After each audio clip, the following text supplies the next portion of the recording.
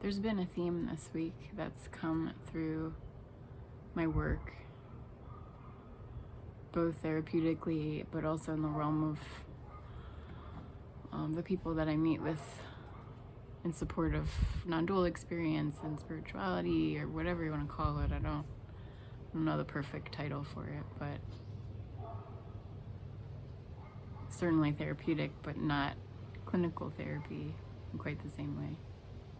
And I feel these patterns, they're evident, I think, when you work with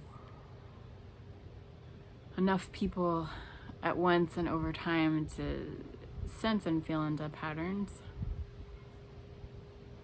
collectively.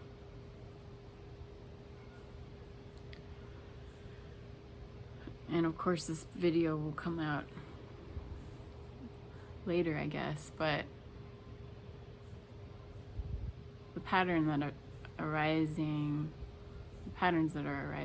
this week are one of them. This theme of privacy and boundary.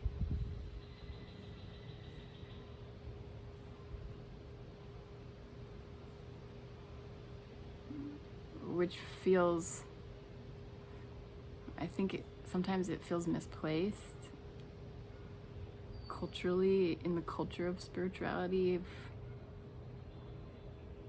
the culture of like non-dual, open unity.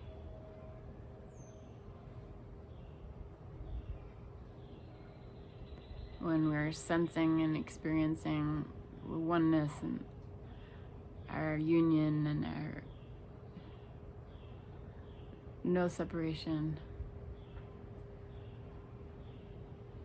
that it all kind of blows open and belongs to everyone. My truth belongs to everyone.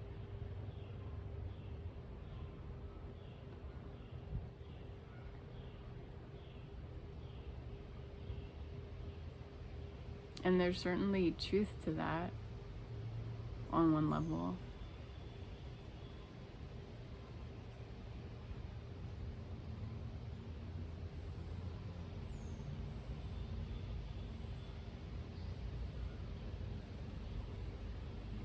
And on another level, the personal is also so real.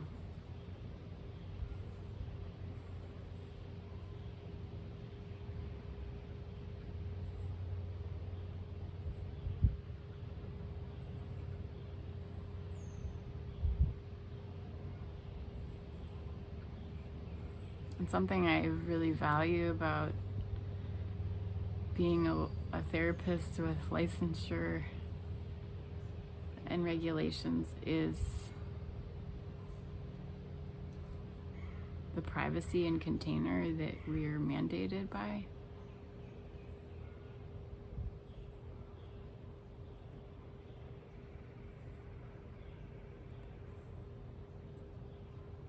Because someone comes to work with me, I'm not going to share anything that enters the space together with anyone else. There is a sacred privacy, so to speak, there.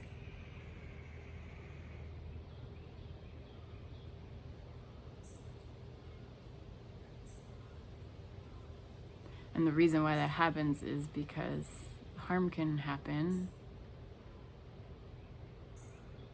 when we blur the boundary between a healing space and a healing container, and the maybe unhealed, unresolved personal pieces of the practitioner, of the therapist, of the person who's offering teaching or counsel. And if we're in community and we're vulnerable in a certain way, or even not vulnerable in the sense of having a particular wound, but just we're all vulnerable, that a certain level of going into the personal may not be meant to be shared.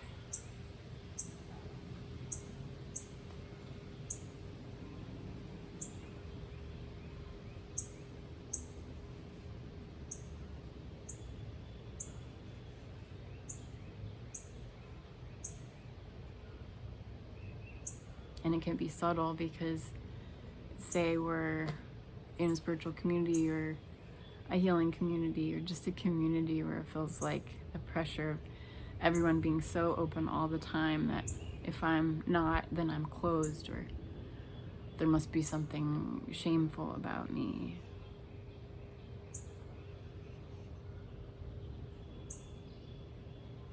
But that can really lead to vulnerability, regret at times. Not always. Sometimes it's incredibly healing when there's a true sense of safety in community, to share, to open, to be connected. Absolutely, that's beautiful. And I would caution that there needs to be great care taken in sharing so that harm doesn't happen, so that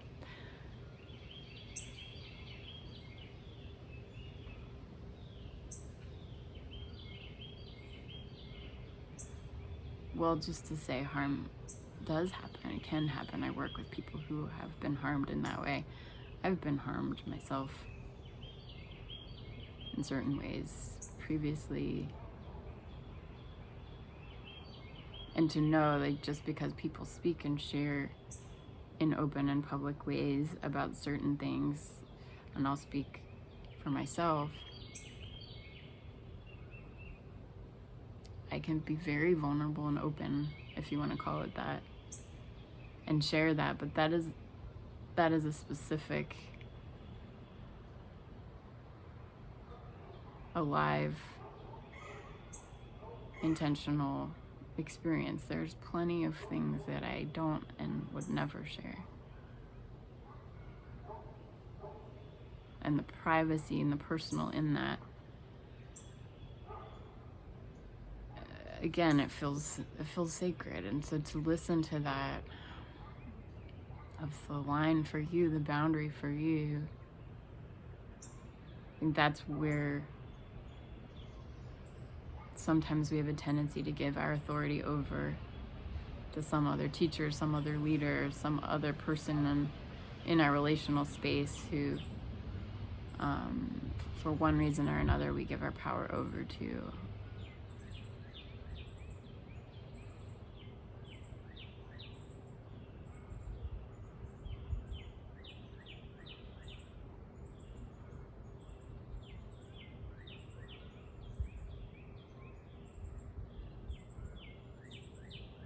I think all of this can be really well intended and can come from an authentic place in one person, in a group, or in a relationship, but we really truly can't know other people's experience.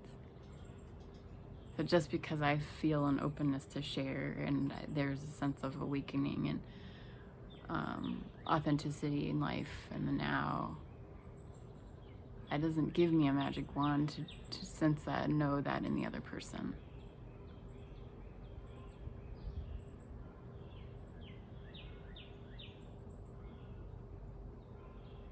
There's some things I can absolutely intuit, but I don't know your truth.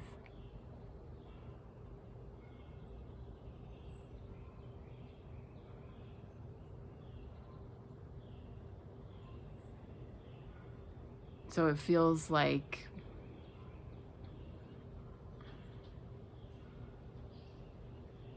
the kind of subtle difference between participating and voyeurism.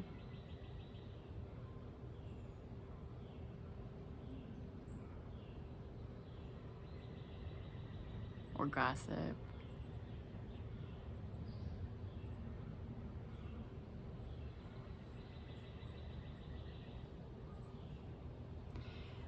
And what I mean by that is if someone's intimate truth is being shared and spoken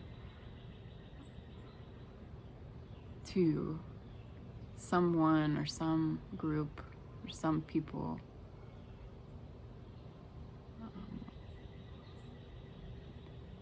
my experience more often than not, less harm happens when there's a true participation,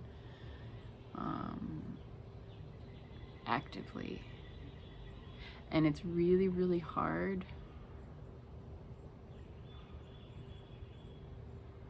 in my experience, to really truly participate.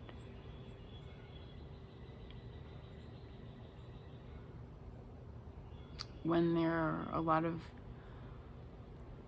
voices and a lot of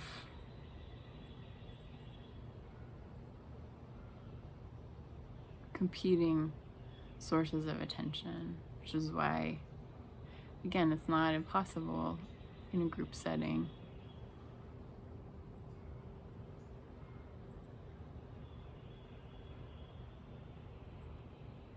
But for me, it's a lot easier with smaller groups, with one-on-one, with a sense of privacy, to really go and be with the personal.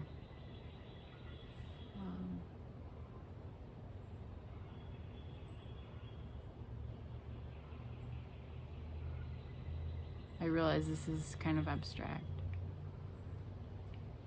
So where does it want to hook into right now?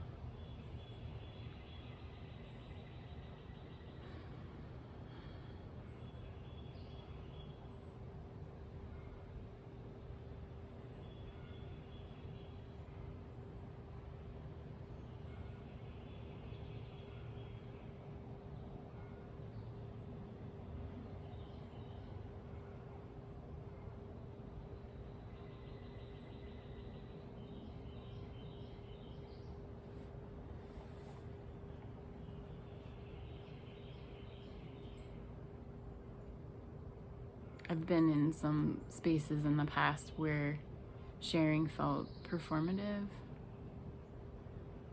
because there's kind of an agenda to, like, whether it was in the context of awakening or meditation or even religious context, like to get closer to God, and it just felt kind of icky. It kind of felt like a competition to see who could be more vulnerable and more open, and those tend to be the situations where I say less.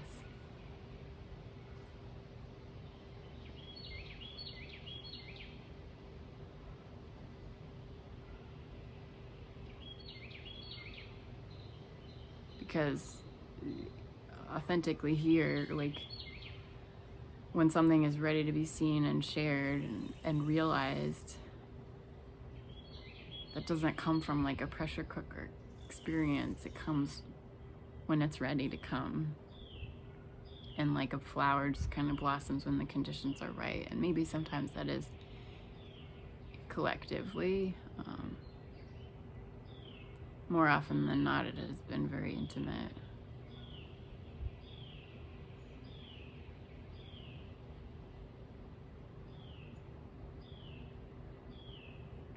And I don't mean that to say it's only ever been alone, because in some ways it can be more intimate to be with one's experience with another person who really shines a light in our blind spots and really witnesses and is with directly.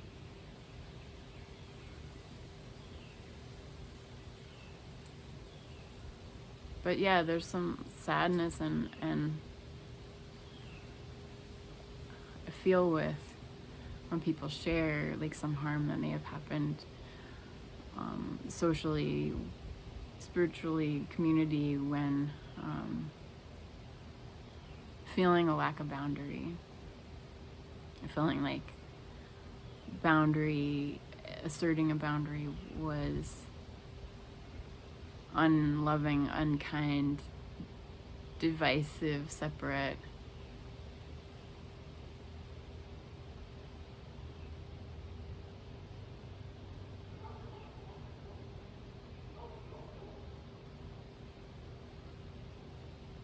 But here, the awakening process has been through boundary, in boundary, as a boundary, of seeing the oneness only after and with seeing my value. Like, there's so much conditioning and belief here around, like, I shouldn't take up space.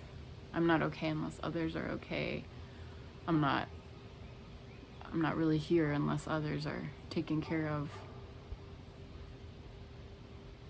And of course that was a belief. Of course that was an identity.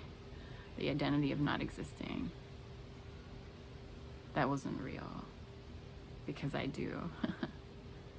It's so funny because if you're listening to this, you probably have a sense of why that's funny. But yeah, the boundary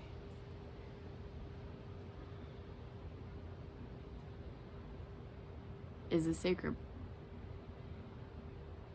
part of this. I think I keep saying the word sacred or holy or things like that, but that's a quality that's just been more evident recently. I really don't have other words for it, but like religious terms that maybe don't quite feel right, but like it's not in the vernacular that I come across, so.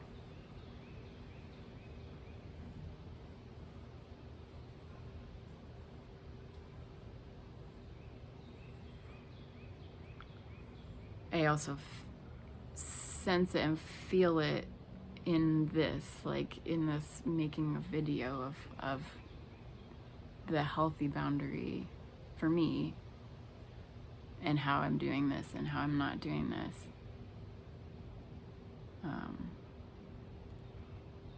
In how what I'm sharing is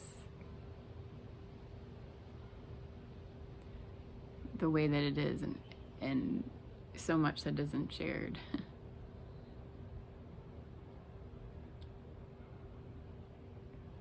And as this is coming up, there's just a sense in wanting to share with you something that's been a recent development in my boundary.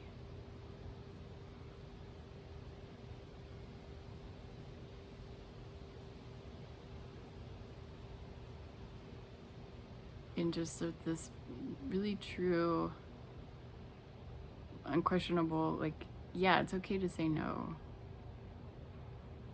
It's like beyond okay. It's just like no is happening to mean comments that are part of, I guess, internet culture or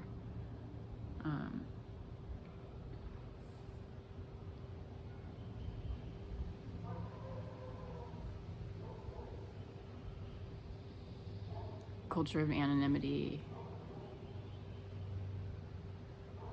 where the comments can be that cruel, like more so than someone would be to your face, to the level of like maybe bullying or denigration or just kind of violent, hateful words that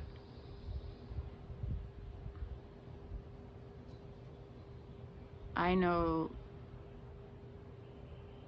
I have a sense of where that's coming from, and I work with people who compulsively comment in aggressive ways online. I explicitly worked with people on these certain kinds of behaviors and where that is coming from, what that person is responding to, and they see content, like my content, there's a response.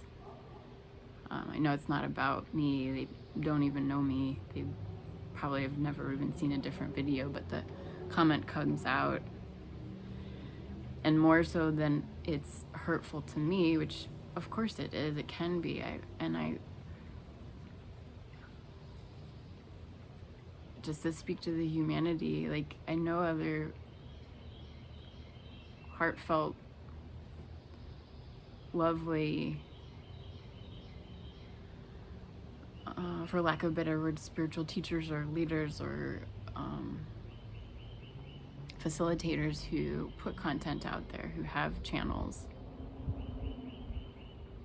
who have platforms, and they get these comments. They're unavoidable. People handle them very differently. There's certainly no one right way to handle it, but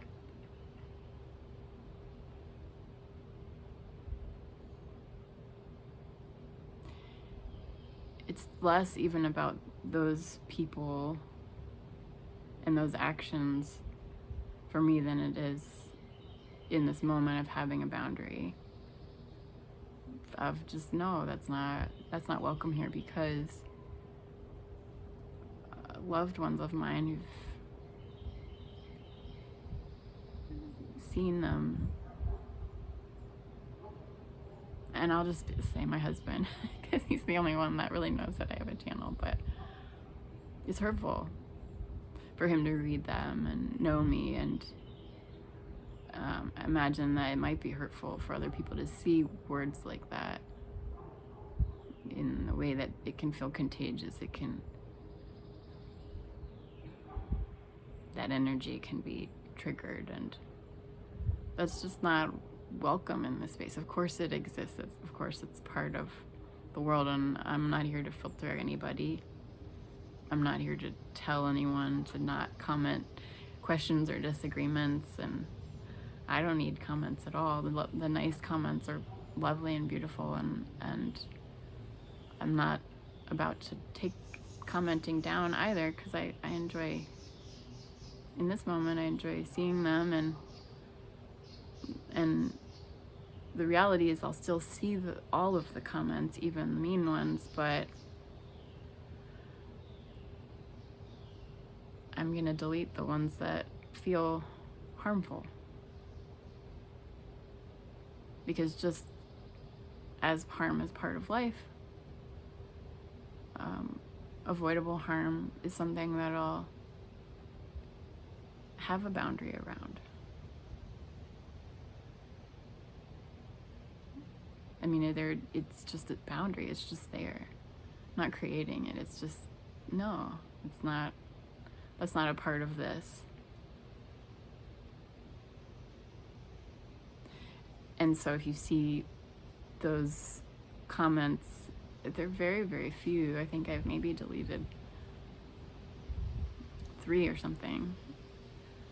But for folks who, I assume the folks that make comments like that don't come back or don't watch, and so they probably won't see this or know this. So this is for the people that maybe come back and watch other videos and maybe see, oh, there's a comment, and then it's gone. Like, I'm not filtering anything other than what feels harmful to me. I'm putting a boundary there, and that feels spiritual.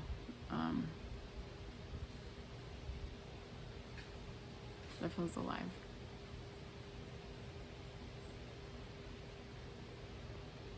To allow that to continue with the reality of that experience would feel separating out from just the true extension of life saying no in this particular way right now.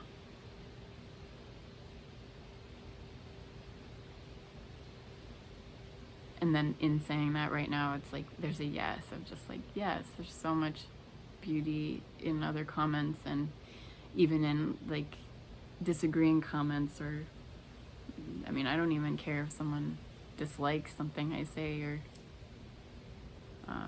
dislikes me in a respectful way. That can be felt in a hurtful way.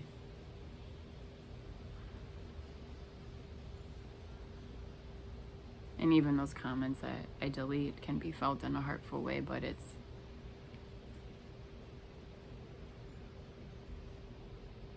listen, no, that stops here.